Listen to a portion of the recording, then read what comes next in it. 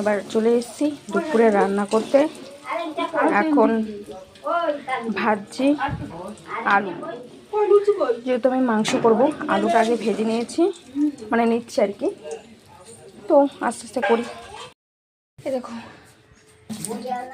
আলুগুলো নামিয়ে নিয়েছি, এবারে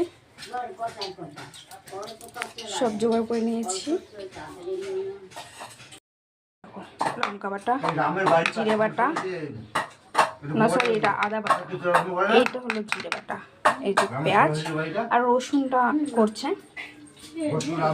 তো এই যে আমরা তেল দিয়ে দিয়েছি, তেলটা হালকা গরম হচ্ছে, গরম হয়ে যাওয়ার পরে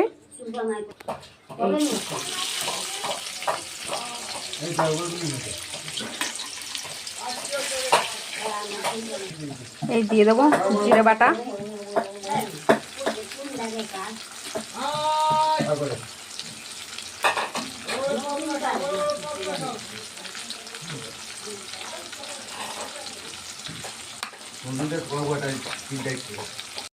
এবার আমি আলুগুলো দিয়ে দেবো।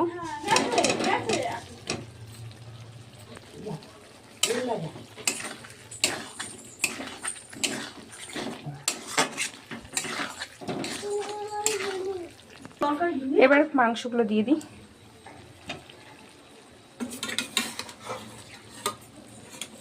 হাত দিয়ে দিতে আমার কেমন লাগে।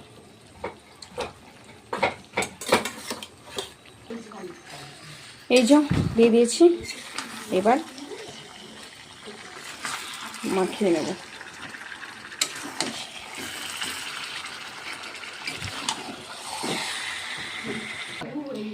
এই যে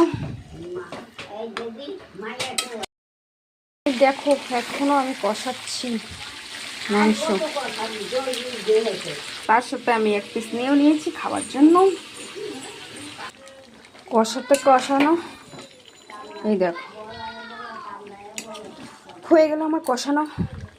মোট কথা কষাতে কষাতে লাগবে হচ্ছে মানে এমনভাবে কষাবো যাতে 60% এখানেই হয়ে যায় রান্না মাংস। মানে অনেকক্ষণ ধরেই আমি কষাচ্ছি, প্রায় 15-20 মিনিট ধরে কষাচ্ছি। তো এবার আমি জল দিয়ে দেবো।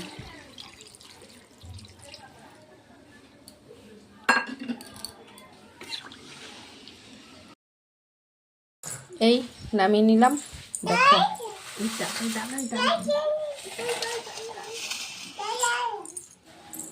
কেমন হয়েছে তোমরা বলো। এই হলো আমার মাংস।